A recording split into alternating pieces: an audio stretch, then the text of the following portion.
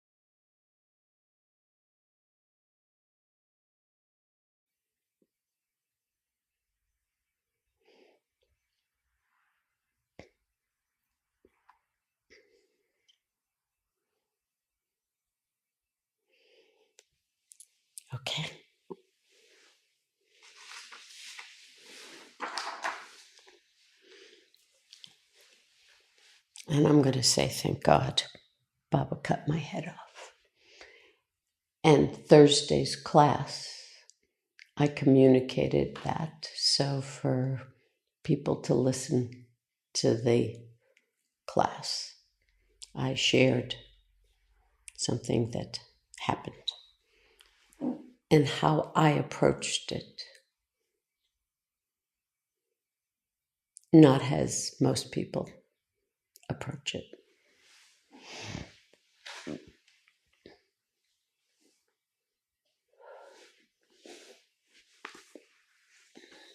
First thing I want to do is Shiva Sutra 2.6.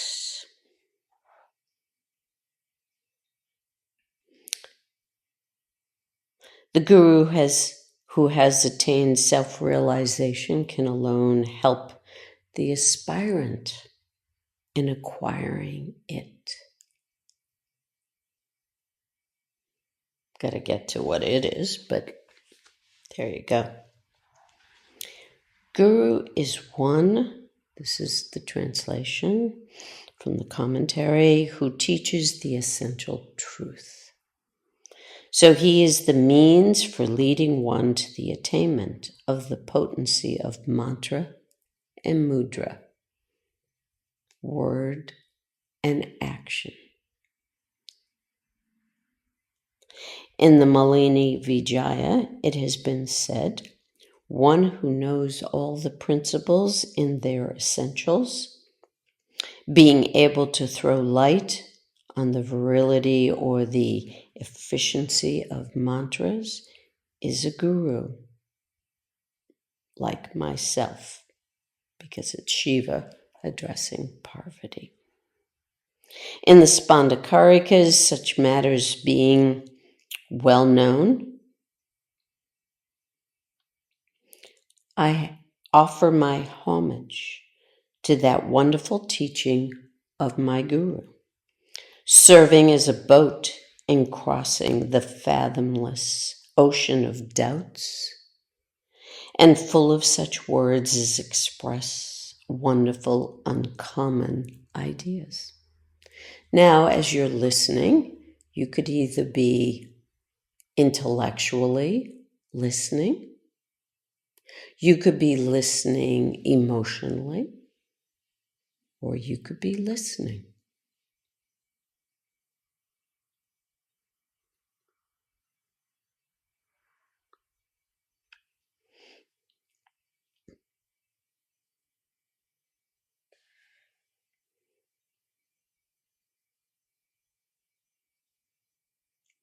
Guru's power of grace, inherent in the mouth of the guru, is greater than the guru himself. That power of grace, affording a favorable opportunity to the aspirant, is the means to the unraveling of the secret of the mantra.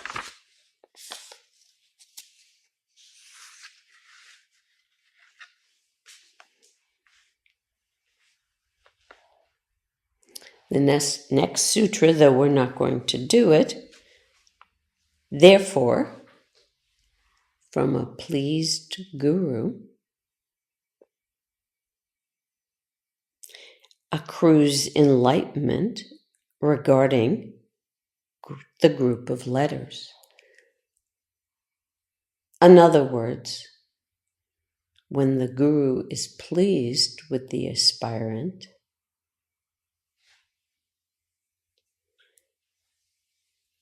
the aspirant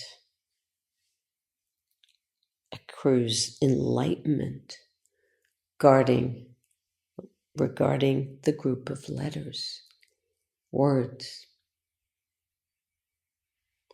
And when I say words, and when it says words, and it says letters, it's not other people talking. It's not even talking to others. It's the letters within your own mind.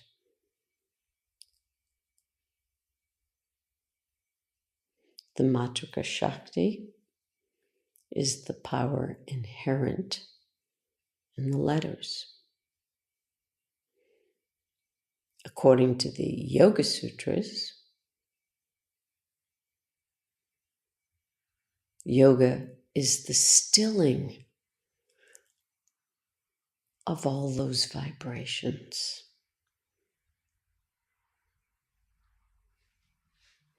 If you do not still your letters, if you numb, you're not stilling your letters.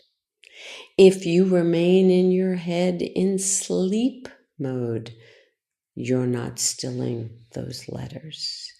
If you think you're stilling those letters, you're not stilling those letters. The thought, I am stilling those letters, is not stilled letters.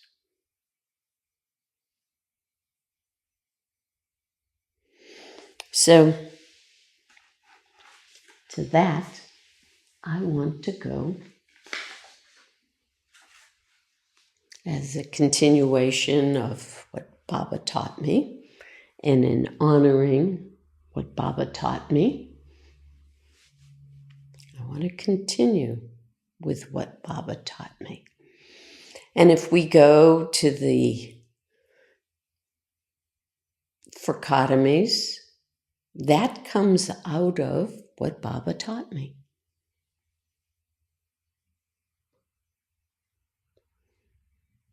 And all four of them, though two are positive and two are negative, they all have to be dropped because they're all on the grid and they have to be stopped, stilled, gone. So we go to the vehicles. We have 5 senses.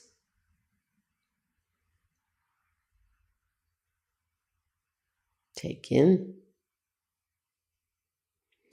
We have the psychic instrument based on Manas, the data collector.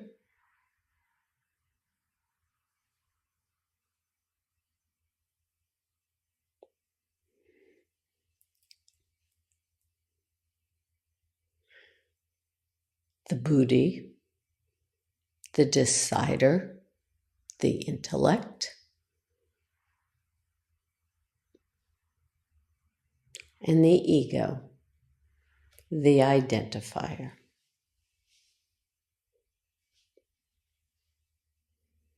You can't decide to not identify. Sounds kind of funny. I've decided I don't identify. Those letters are designed to fool you. When I wrote in the thread this week, it was about the fact that in order to love, we have to surrender.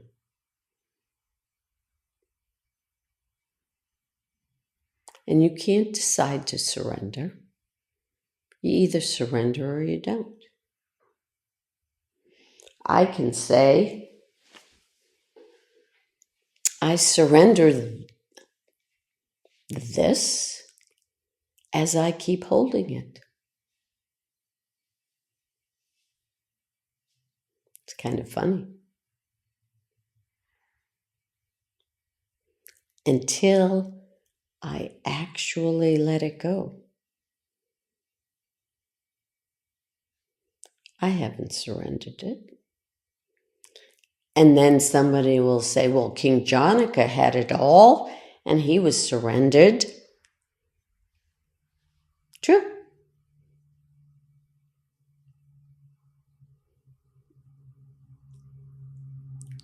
Are you there?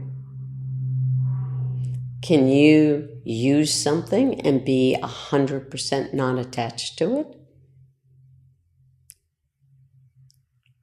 Great, if you can. It will be obvious to everyone if that's the case. And if I think I've surrendered it and I'm like King Janaka, I haven't surrendered anything. And hopefully, I may be fooling myself, but hopefully I haven't fooled anyone.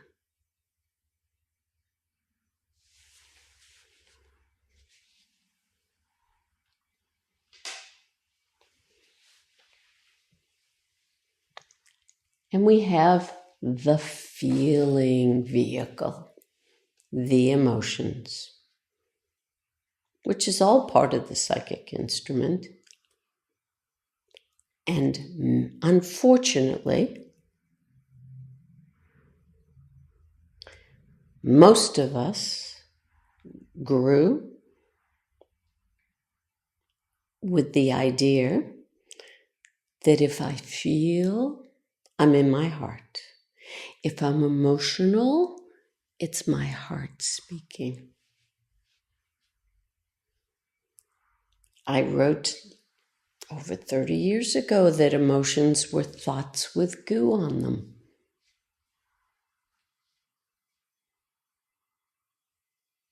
They are not the heart. And I've been doing this for years. Honest answers. Honest answers. Where are we? Intellectually, honest answer can be 100% different than emotional honest answer. An emotional honest answer is not the heart. You can fool yourself as much as you want.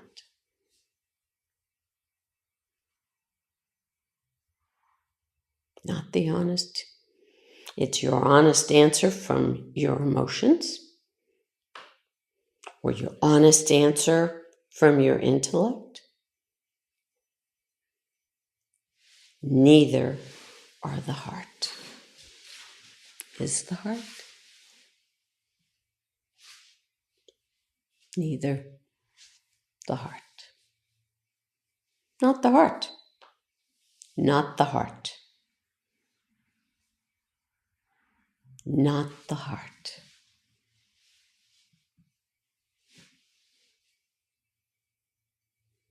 Not the heart. And you could think, oh, but the bit. Not the heart.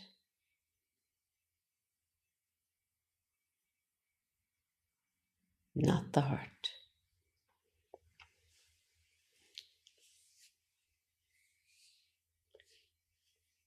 So, is your emotional answer the answer from your heart?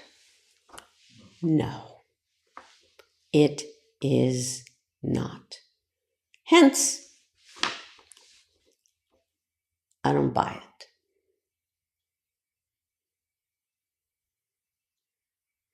Is the emotional answer the true answer? No. Hence, I don't buy it. Intellectual answer versus emotional answer are both not the answer from the heart.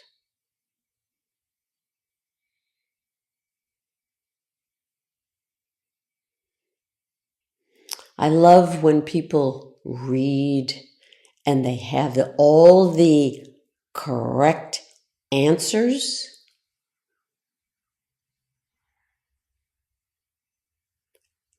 And know nothing. Have no knowledge at all. It's just a bunch of letters. You could be doing anything. Just a bunch of letters.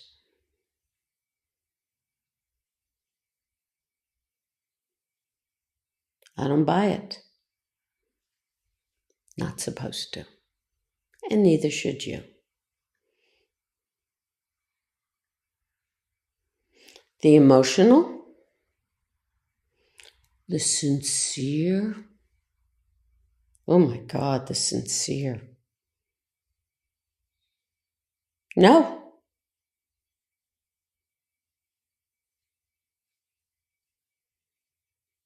Don't buy it. Don't buy it. You have to resolve the emotional answer in order to get off the grid. And there are some of you committed to keeping their emotional answers.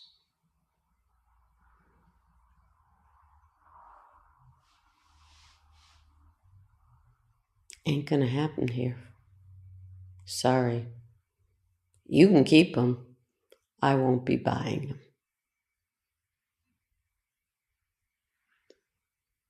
Your system, your family system, your life system, the one that has so effectively made your life miserable, operates from the emotional answers.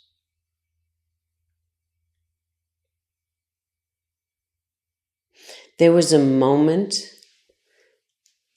during that conversation with Baba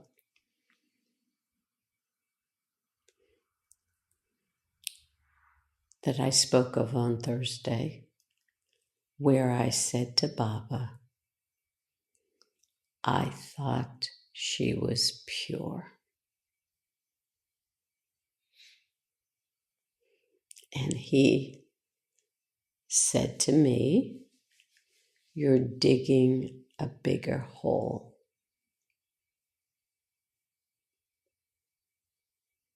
By saying that.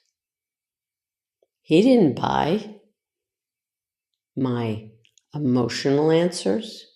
He didn't buy my intellectual answers.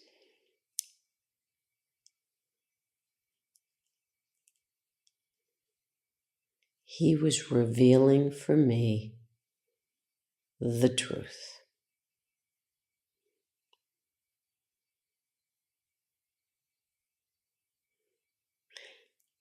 In the Christian tradition, Christ says you have to give up your family in order to follow. The reason for that is you have to give up your family system, which your family system are your emotional answers, the ones you believe, the ones you don't think about, the ones that you're so sure of, the ones that you assume that everybody should buy, the ones that you still buy and don't even question. So it's very easy to say, oh, I give up my family in order to do that. However, you have to know your family. You have to call them. Hence, the guru reveals the letters. You have to be willing to call them the actual names.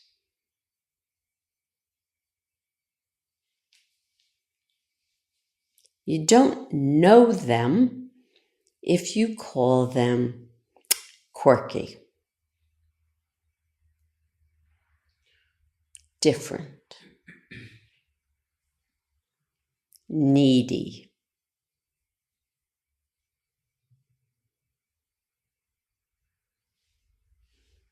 Yeah. Giving up your family isn't about giving up people. It's about giving up the dynamics of the family system. So that's why it's so critical to name it, because if you don't see it, you can't give it up. Correct. You, Yep. you're just playing into it. Yep. And what happens is people would then say, oh, Rohini doesn't want me to talk to my parents anymore. Nope. That's not it at all. I mean, that's you demonstrated that so much by showing your interactions with Sylvia. But I think there are times where it is appropriate not to be in touch. But There is. But the other side of that is that regardless, even if it's somebody you really shouldn't be in touch with, you still have to keep working to get to know them. What they actually and what they contributed to that family system. Correct. And what I call them, as opposed to the reality. And so I had said that we're looking at abusive because people don't want to admit that their family's abusive. But there are people whose families are abusive. That's just a fact. It's just a fact. But you're nice. You don't call them abusive. Well, then you will never grow up. That's a fact. You're stuck with them and being the child of an abusive parent forever. Okay.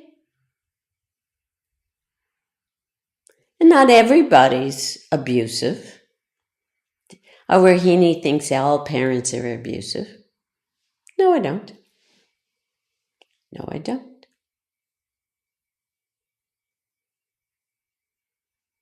But when they're abusive, they're abusive.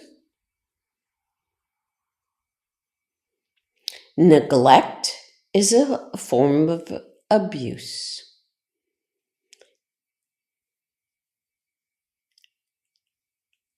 Authoritarian with no questioning is a form of abuse.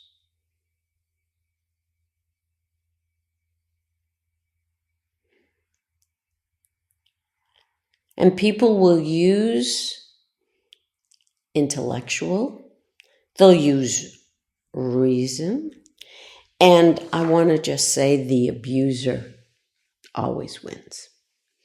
Always wins. Always the winner. Always the winner. So if you're sitting there as the consummate victim right now, you're the winner.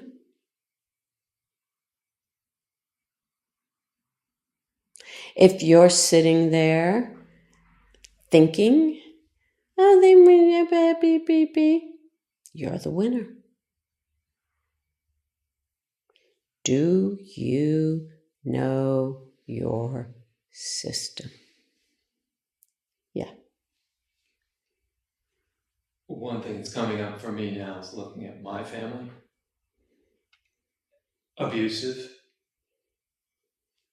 But I've never accepted what that really means. It means everything is abusive. Mm-hmm. The smallest thing is abusive. And always was. Mm-hmm. I always kind of safely have put it, and yeah, I was beaten. Yeah, I was like emotionally belittled, whatever. And kind of compartmentalized that. But actually it was in every little thing. It's an atmosphere. It's a way of being. So if I'm being abusive in something as small as not listening, as neglecting something, as just projecting. Yeah. So then here's it's everything, and it's in everything. We all use the example of mayonnaise. of what? Mayonnaise. Mayonnaise. Yeah. If you can't get a smaller, more subtle sort of example that it's literally coated in everything. That was the grand jury. They saw. They weren't stupid.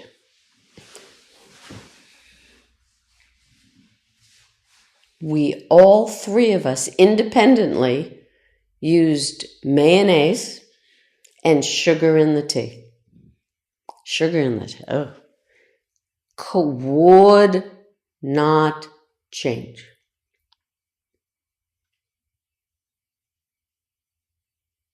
Abusive? Yeah. Everything. The way you turn your hand, the way you sit there, the way you listen, the way you answer. So one of the things, unfortunately for all of you, is that I have the capacity to hear what's underneath. I can hear your intellectual answers. I can hear your emotional answers. And the reason, there's something about the consummate victim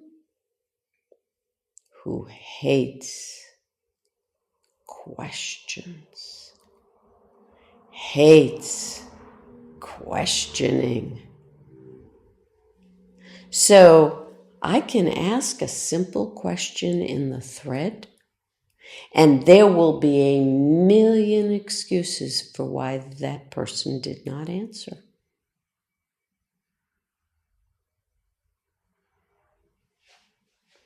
Questioning is seen as invasive.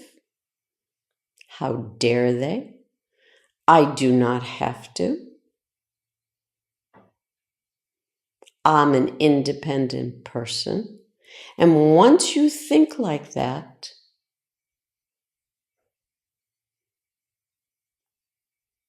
you will never get over your family system. You will remain emotionally attached, and you will cover it with intellectual answers.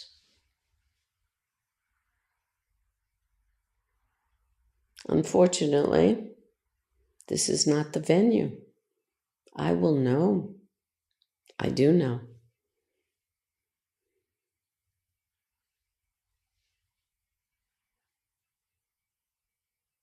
There's a reason you have to get to your emotional honesty, because that is what has to go. And people will not do that.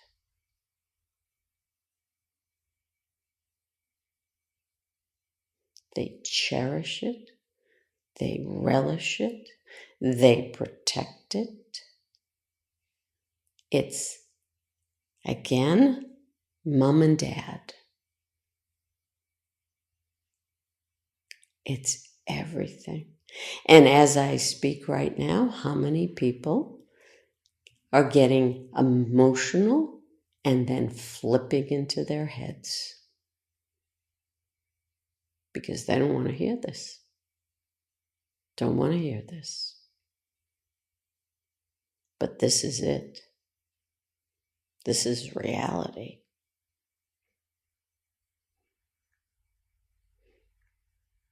It's what my Baba taught me.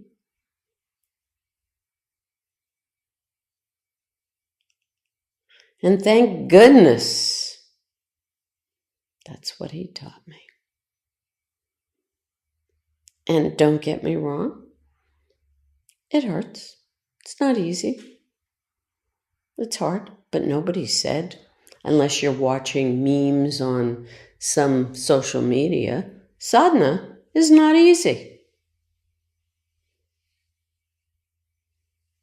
And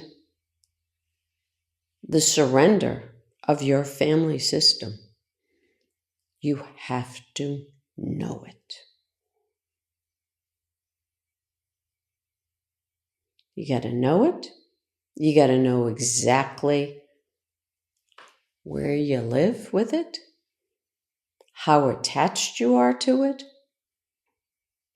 And as you look at that, you get to see, oh wow, if you're honest, how much you don't love, how much you actually don't care. And even in the thank you so much comments, the abuse is embedded.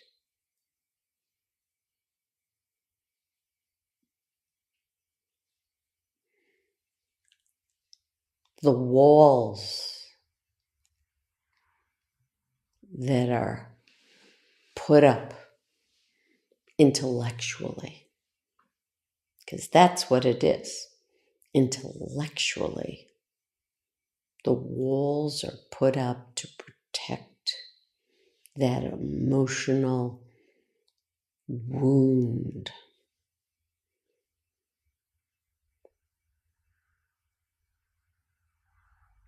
And it's not the heart that's wounded, guys. Not the heart. But you think it is.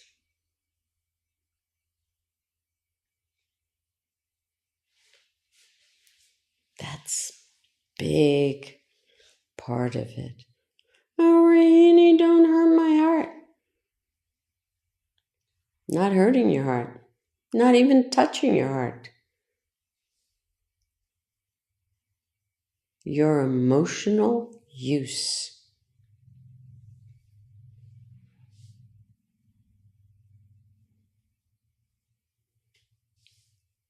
If you have not studied, know the whole spectrum of emotions,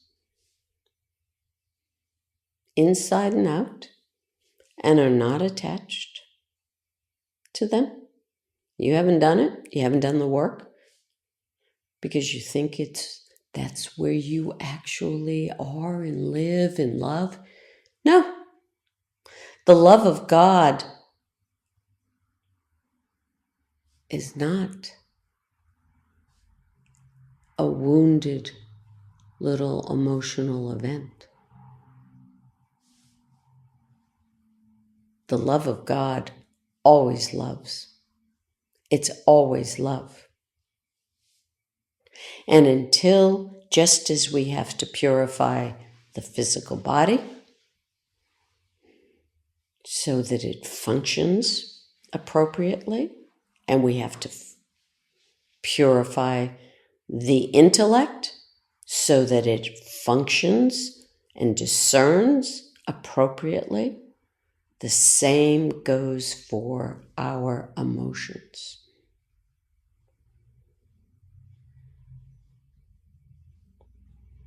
How fooled are you by both yourself and others?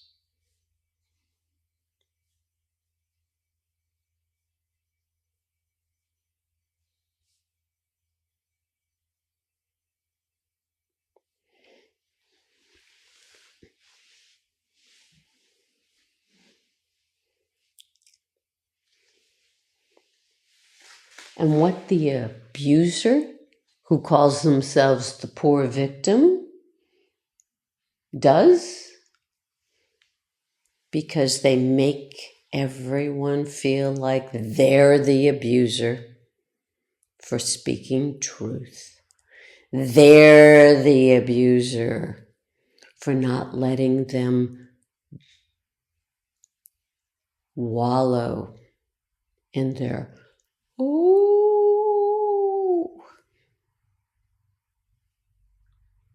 They make everybody, they're amazing because they force everybody to be polite.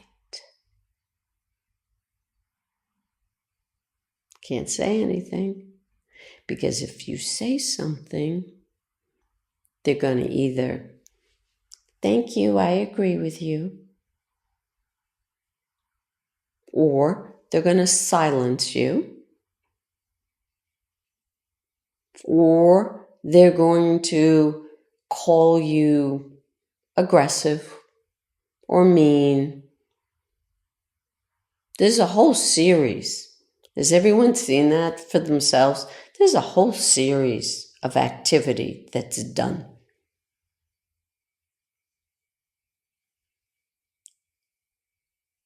Instead of taking a look at this. Wow. Where am I in this? Am I clear? Oh, can't ask questions. The abuser / abused doesn't like to hear any questions. So they can't even do what sadhana is about.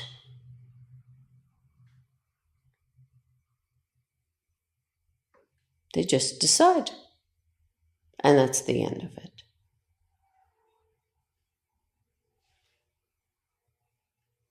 So there's no opportunity to change ever. And all you get is either a ooh vibration, which goes back to Simeon's first level,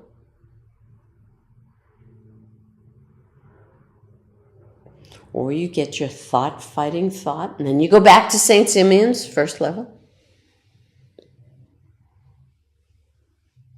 So you're not going to do thought fighting thought.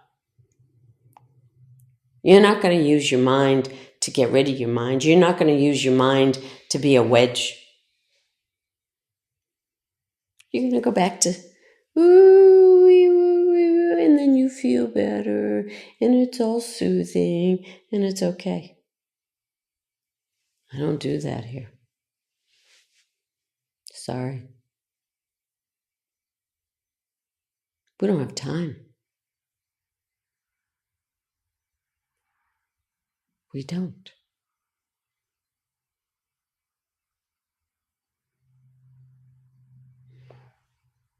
Be with your experience, whatever it is. Whatever it is. Let what comes up from that experience come up. Those are going to be your emotions and your honest answers that you don't want to hear.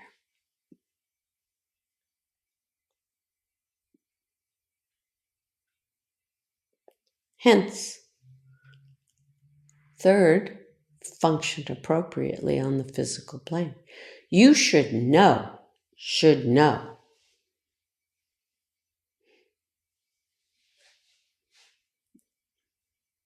that what comes up is not truth from those vibrations of your experience.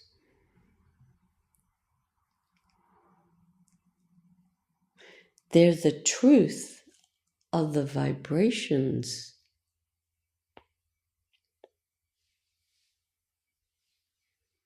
but it's not the truth. Let's go to the little kid who has a terrifying experience looking at a bathtub filled with water. And what comes out of there is, I'm going to die, I'm going to this, I can't touch the water, it's scary, oh my God. That's the truth of that vibration of terror. Is it reality?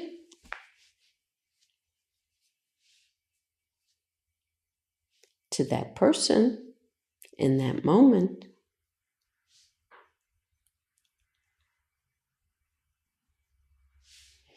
a couple of years later, that child sees that bathtub filled with water and jumps in and splashes all over.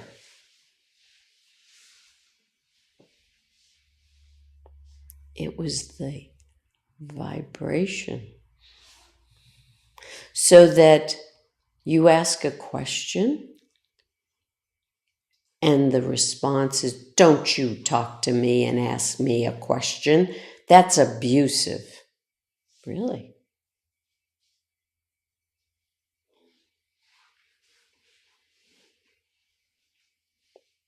I'm not going to answer. Really? Okay. Hence, ignorance, wrong knowledge.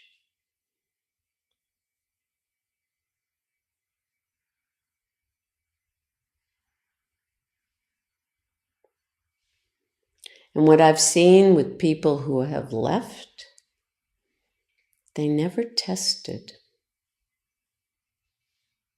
They decided. And they never let go of their emotional life, identity. If you look at every single one of them, they couldn't turn and face the reality and call the letters what they actually, the vibration actually was. No, it would ruin their idea of their life. And has their life changed? Probably not. If they're lucky, it hasn't changed. If they got anything, it's getting worse. Because you just keep going down that path.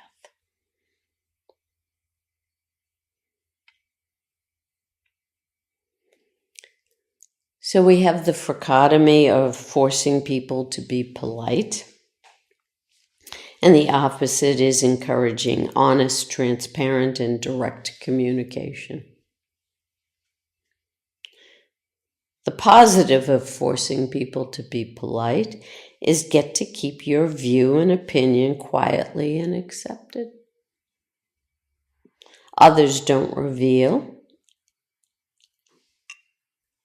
and have to agree with your opinion.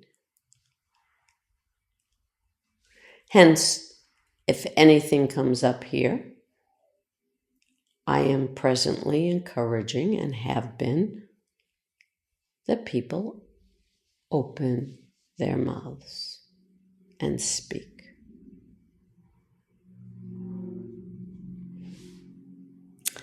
The negative of encouraging honest, transparent, and direct communication is have to deal with ugly truth and put self out there.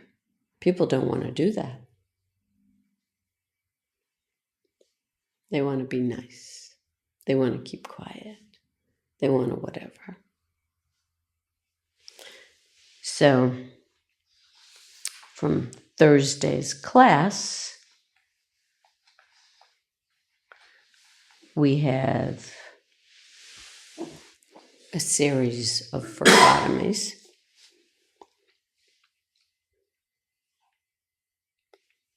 Abused. The opposite is healthy. The positive of abused is paid attention to.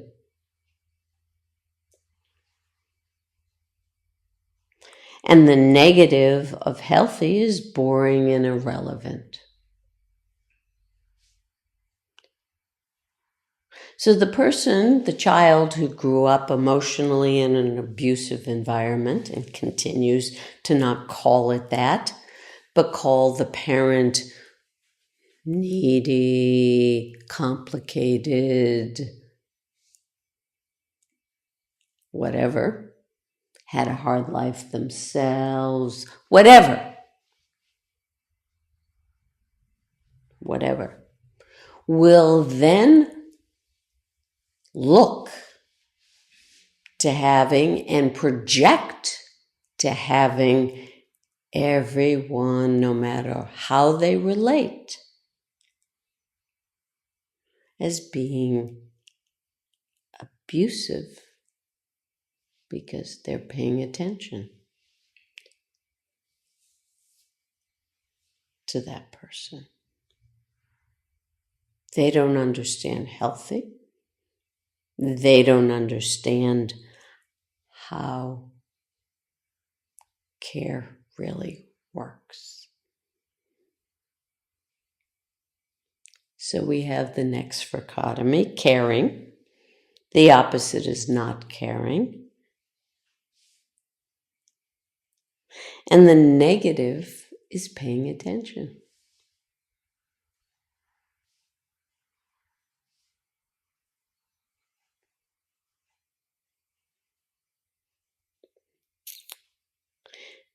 And the positive of not caring is being left alone.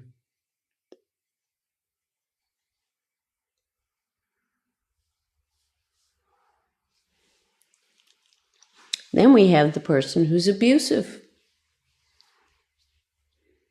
And based on their family and not calling what the people actually are. The opposite is decent, kind. And the positive of abusive is caring.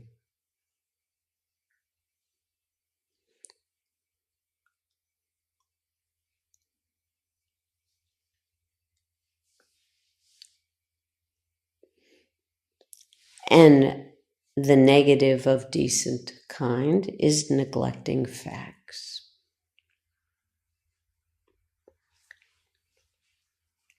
Then we go to consummate victim. And the consummate victim, I'm just going to say, consummate victim is always an abuser.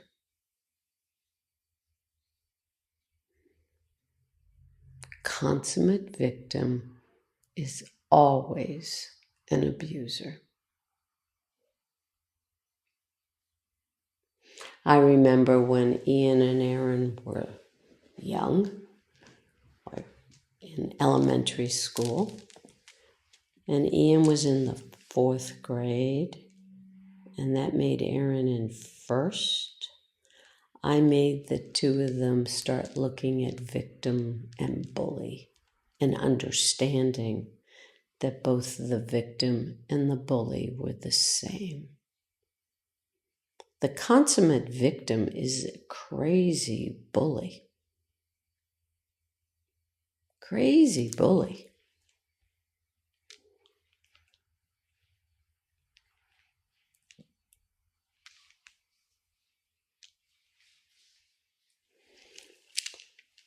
So consummate victim is positive. Opposite, no excuses. And the negative of consummate victim, always have to suffer abuse.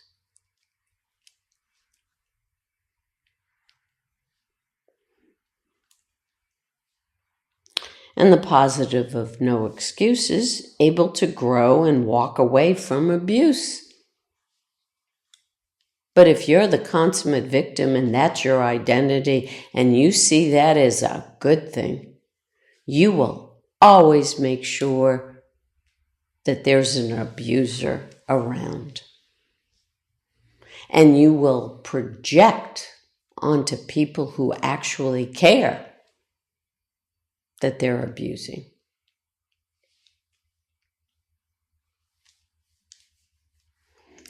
Then we have the consummate victim negative.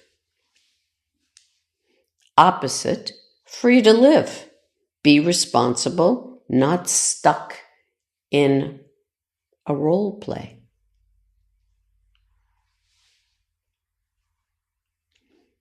The positive of consummate victim, and this is what I spoke about on Thursday morning with Baba. Baba made sure, because he knew I did not want to water anything down.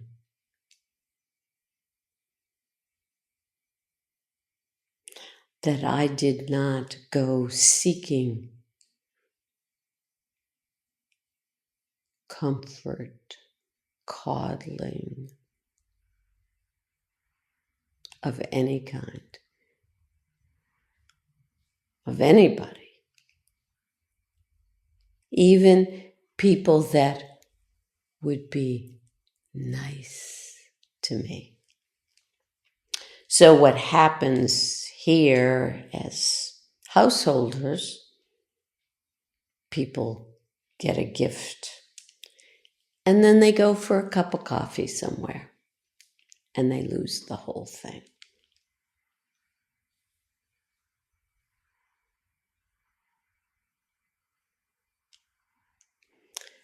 And here's, though it's called positive, the positive of consummate victim is get sympathy, always finding someone that will support, coddle you, always the underdog, find people non-judgmental and cheer you on. They buy your shtick. I didn't want my shtick bought. I knew my shtick needed to go, and I was happy to surrender it. The negative of free to live is always the bad guy.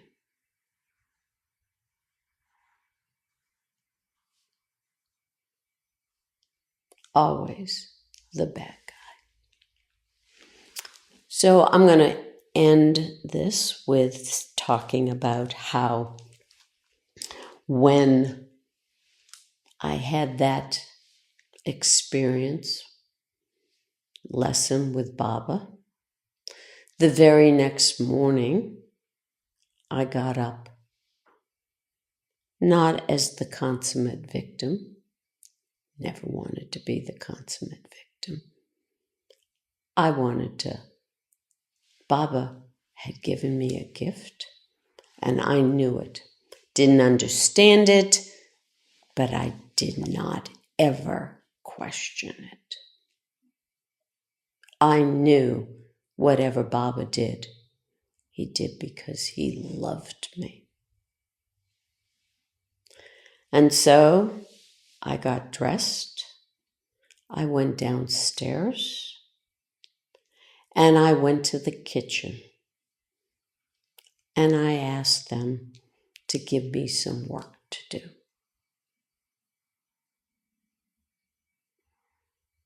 In the meantime, Baba had everybody looking for me. Had no idea where I was.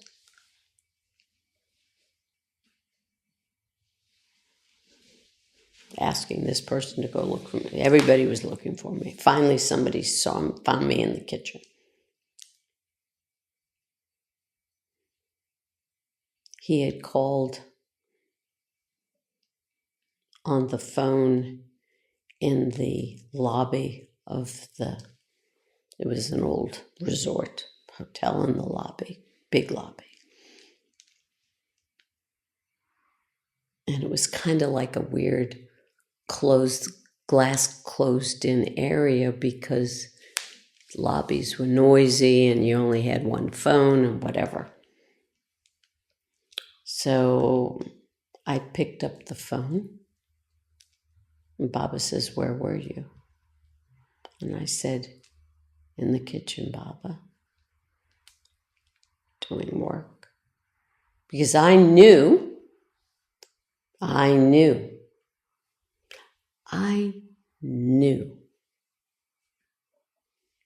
that if I functioned appropriately and stuck with my experience and let whatever come up,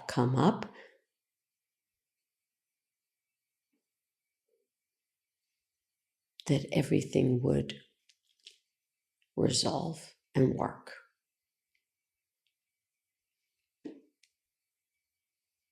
And it didn't matter to me, oh, I don't want to be. No.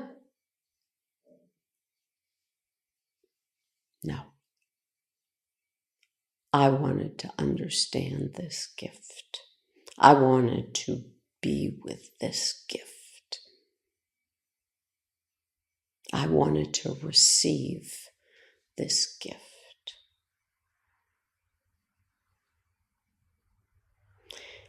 And he then says to me, I did what I did because I love you. You're my daughter.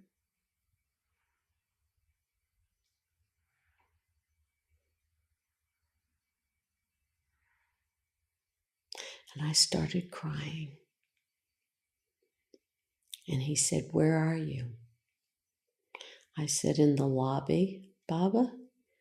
And he said, do not cry in public.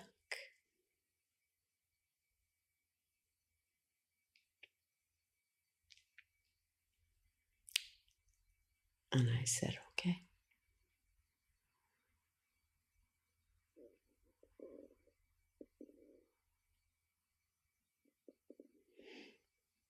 And he said, now, forget everything. In other words, go live.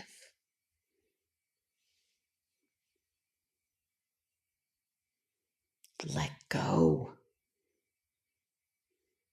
of all wrong knowledge.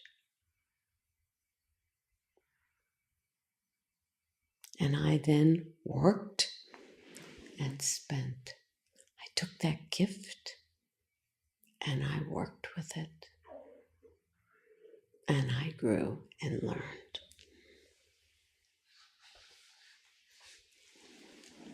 And oh my God, the gift was magnificent.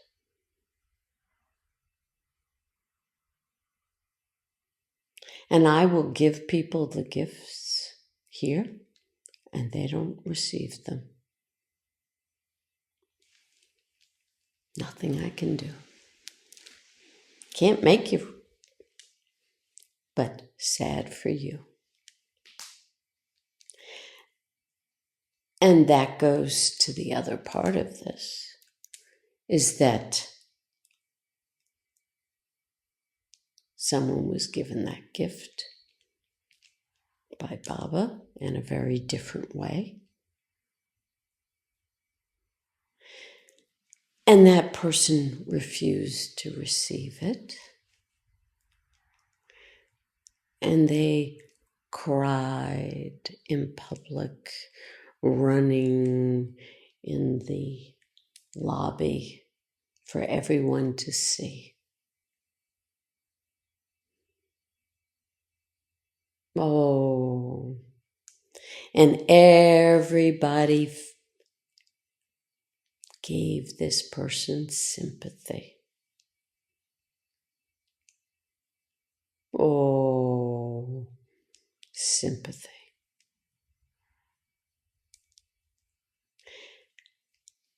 Which was not helpful. Not at all. And so Baba then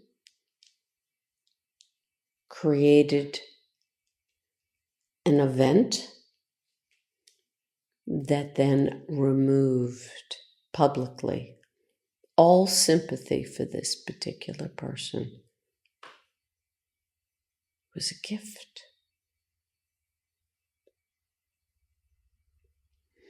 And that person, unfortunately, didn't take that gift and apply it everywhere. Only applied it to that current moment and then didn't do it anywhere else. Didn't get it. How sad for them.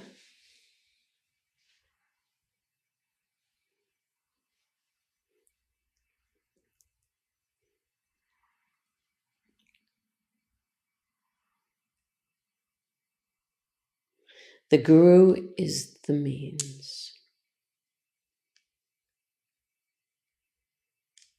And I'm going to read today's poem one last time. True Guru. Baba